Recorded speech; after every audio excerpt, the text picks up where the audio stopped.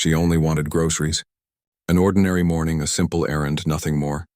But for an elderly black woman named Eleanor, the trip to her neighborhood store would unravel into something far darker.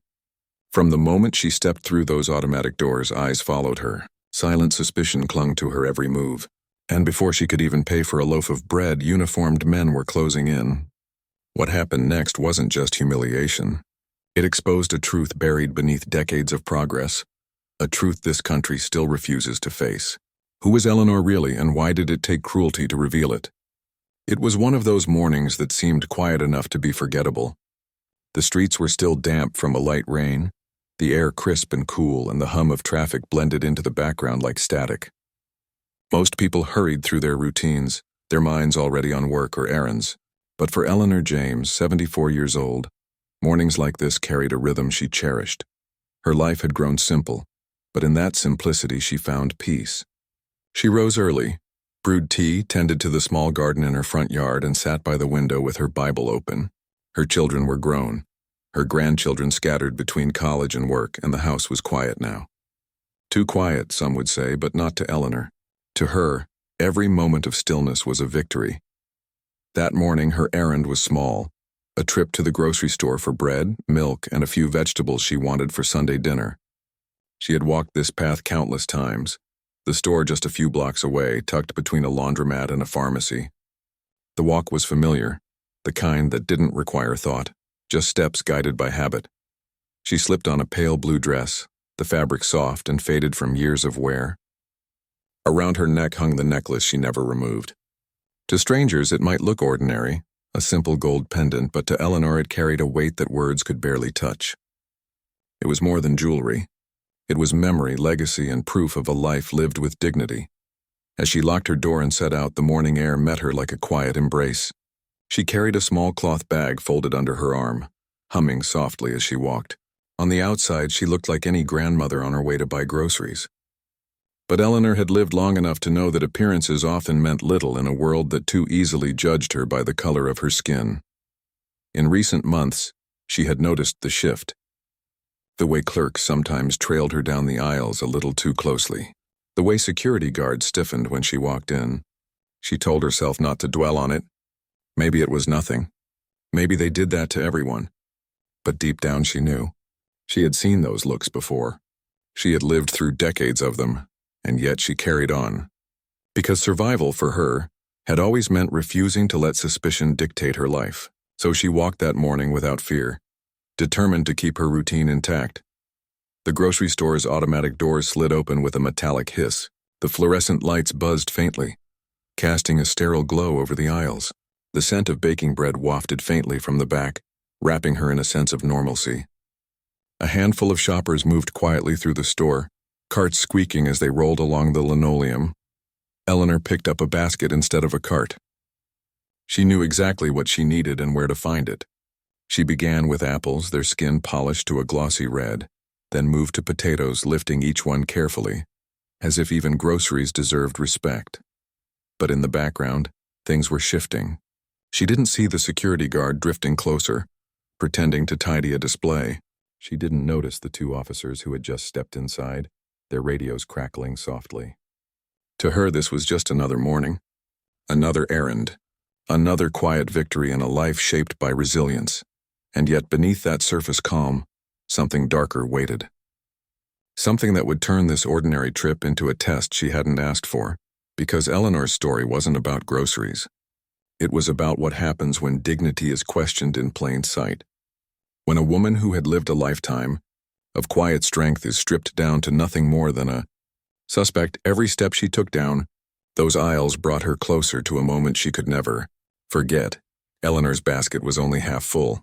Apples, potatoes, a loaf of bread resting neatly on top. She moved slowly but deliberately, her steps steady, her breathing calm. On the surface, nothing seemed unusual. But the quiet rhythm of the store was changing. It started as a feeling. The prickling sense of being watched, of eyes following her every movement. She tried to brush it aside, convincing herself it was nothing. Yet the sound of footsteps grew louder, heavier, more deliberate. They weren't the soft squeaks of a shopping cart. They were boots, firm, slow, closing the space between her and the exit. She reached for a carton of milk, her fingers trembling just slightly, and then a voice, sharp and commanding, cracked through the aisle. "Ma'am, we need to have a word." Her body stiffened. Around her, the soft hum of the store seemed to fade. A man glanced up from the shelf, froze, and then quickly looked back down, pretending to mind his business. A mother pulled her child closer, whispering something as she hurried past. Shoppers noticed, but none intervened. Eleanor turned, clutching her basket to her chest.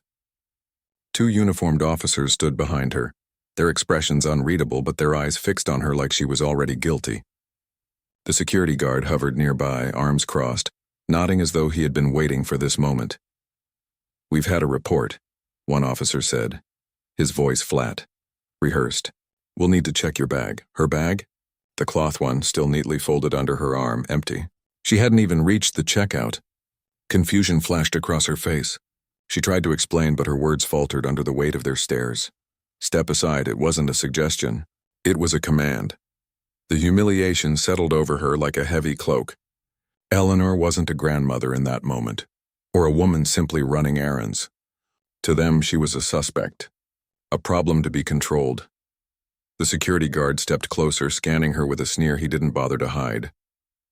Two teenagers whispered from the next aisle, their eyes lit with curiosity and cruel amusement.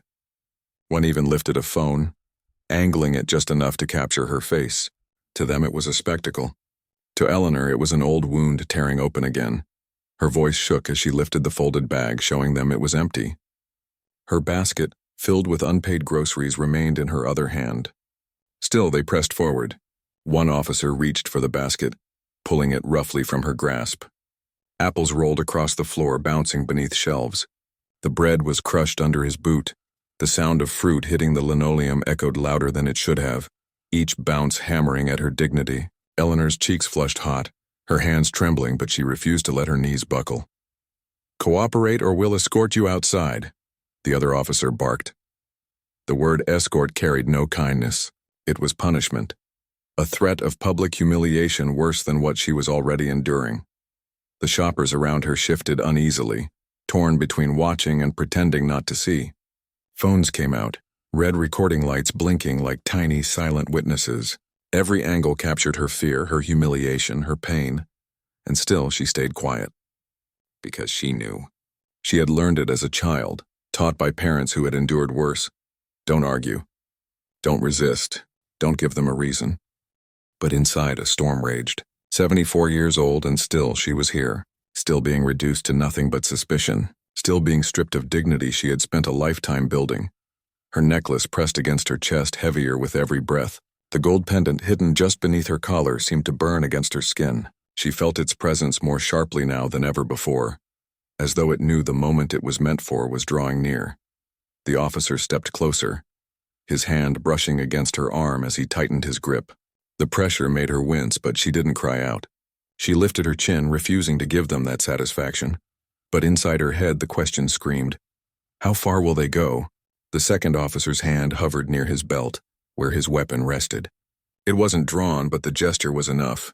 Enough to send a chill down Eleanor's spine. Enough to silence even the quiet whispers of the crowd. Every second stretched painfully, every heartbeat heavy with the possibility of tragedy. Phones kept recording. Shoppers kept watching. The air grew thicker, the tension unbearable. And then, as the officer jerked her arm once more, the pendant slipped free from beneath her collar. The gold necklace swung into view, catching the fluorescent light. For the first time, the officers hesitated. Confusion flickered across their faces. The symbol etched into the pendant was unmistakable. A mark of service, honor, and sacrifice, one tied not to suspicion but to respect. The crowd murmured, someone whispering, "Wait." "Is that—" Eleanor's chest rose and fell, her fear still raw but her spirit hardening beneath it. The necklace had spoken when she could not. And it was only the beginning. The necklace gleamed in the harsh fluorescent light, its golden surface etched with a symbol the officers could not ignore. For a moment, the chaos of the store slowed. The shoppers froze mid-breath. The recording phones tilted higher, capturing every flicker of expression on the officers' faces. One officer narrowed his eyes, trying to mask his surprise. The other shifted uneasily, his grip on Eleanor loosening just slightly. They weren't expecting this. To them, she was just another elderly woman to be suspected, to be put in her place. But this necklace told another story, one of honor, of sacrifice, of service in a world that had already taken so much from her. Eleanor's hand instinctively rose, her trembling fingers brushing the pendant as if drawing strength from it.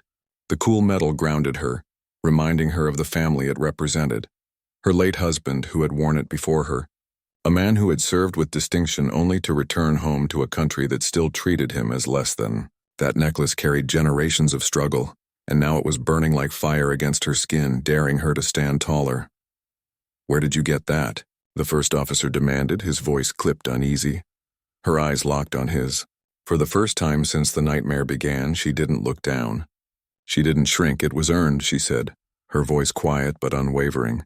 "Not given." The words hung in the air, sharp as glass. Murmurs rippled through the crowd. A man whispered, "She's telling the truth."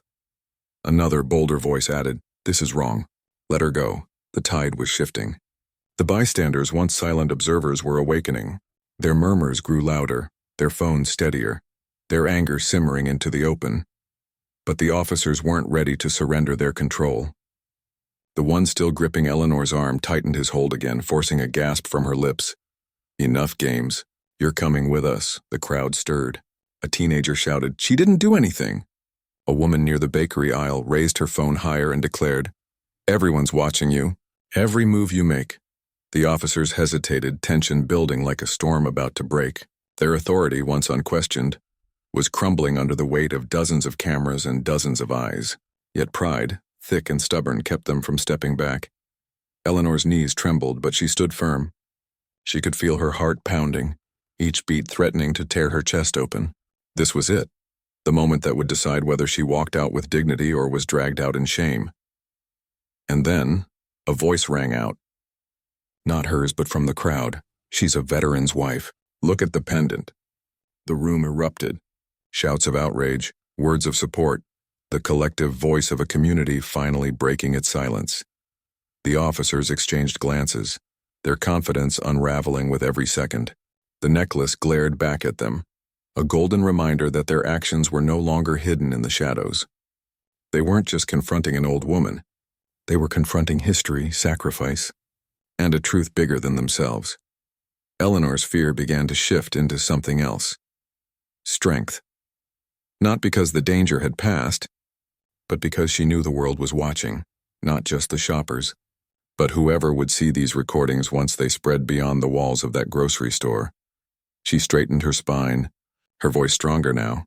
"You put your hands on me because of the color of my skin," she said, her words clear, cutting through the noise. "But you cannot take away what this stands for."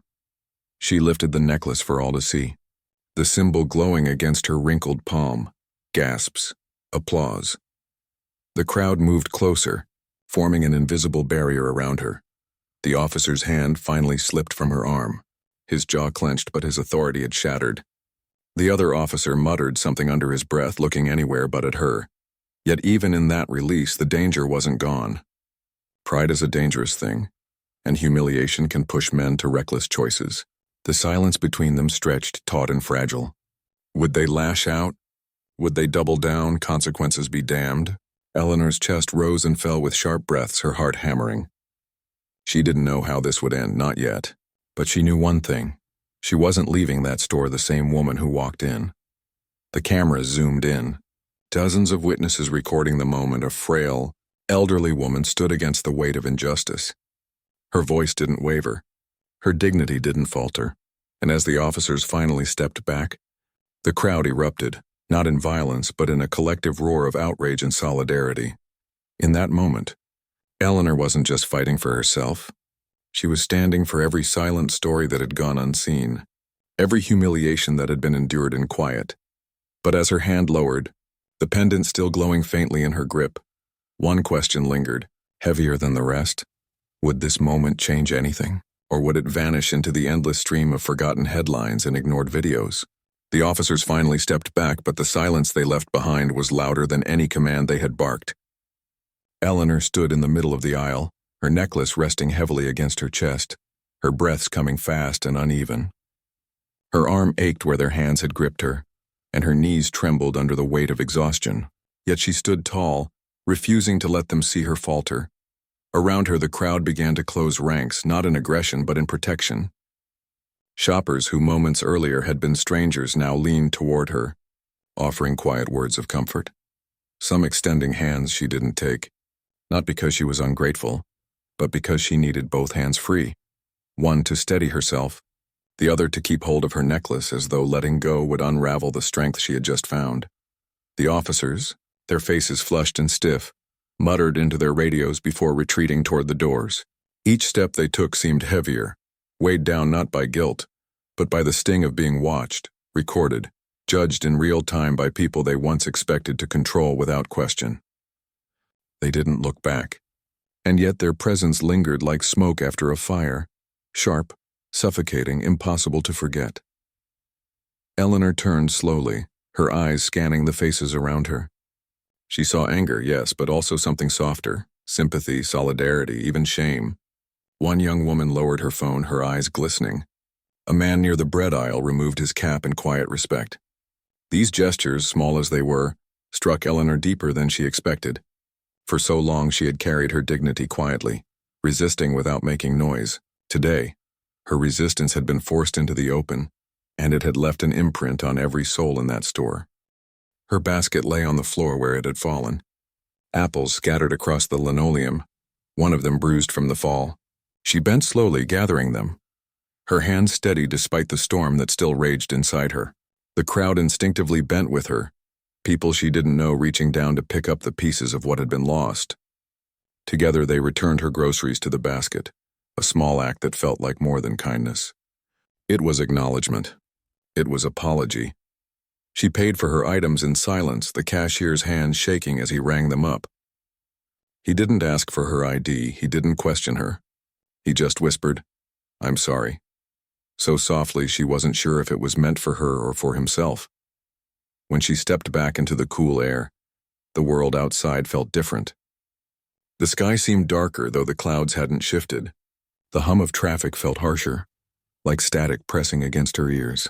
She tightened her grip on the basket and walked slowly, each step deliberate, as though she were carrying not just groceries but the weight of what had just unfolded.